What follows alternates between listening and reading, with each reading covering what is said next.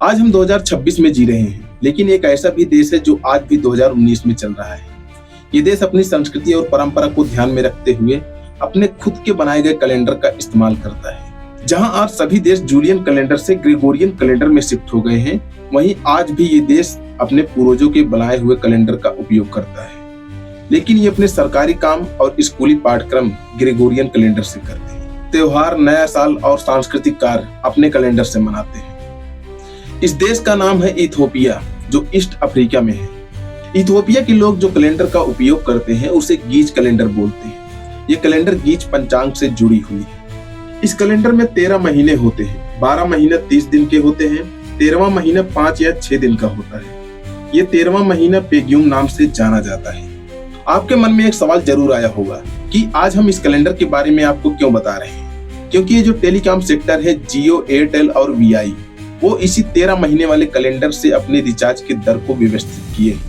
आइए समझते हैं इनके रिचार्ज सिस्टम को, कि कैसे इन्होंने अपने रिचार्ज को 13 महीने में व्यवस्थित किया है।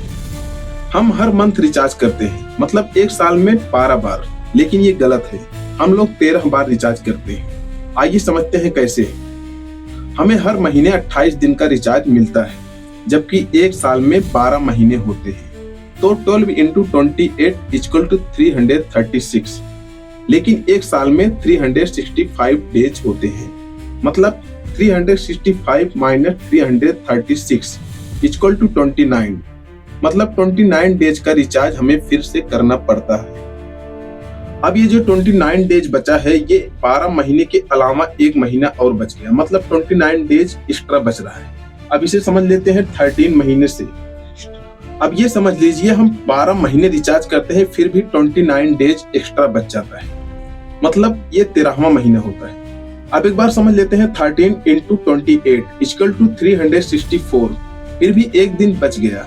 इसी तरह टेलीकॉम कंपनी हमें बेवकूफ बनाते हैं। तो दोस्तों, यहाँ पे समझने वाली बात ये है, यदि हम 12 महीने रिचार्ज करते हैं तो 336 दिन होता है, जबकि साल का 365 दिन होता है।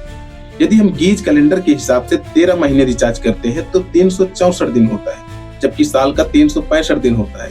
फिर भी एक दिन शेष बच जाता है। जहां हमारी सैलरी का महीना 30 या 31 दिन का होता है, वहीं इनके रिचार्ज का महीना सिर्फ 28 दिन का होता है। जब कोई एग्जाम जैसे यूपीएससी, रेलवे, एंट्रेंस एग्जाम, उपद्रवी घटनाएं और टेक्निकल इशू की वजह से गवर्नमेंट और टेलीकॉम सेक्टर नेट को बंद कर देते हैं। इससे उपभोक्ता को इवेंट, मीटिंग जैसी कई सारी दिक्कतों का सामना करना पड़ता है, जबकि उपभोक्ताओं को कंपनसेशन के तौर पर कुछ भी नहीं दिया जाता। तो दोस्तों, आप समझ रहे हैं, फकीर आदमी के झोले में पूंजीपतियों के लिए देश की संपत्ति, खनिज और रिसोर्सेज सब कुछ है, लेकिन आम आदमी के लिए सिर्फ बाबा जी की बूटी।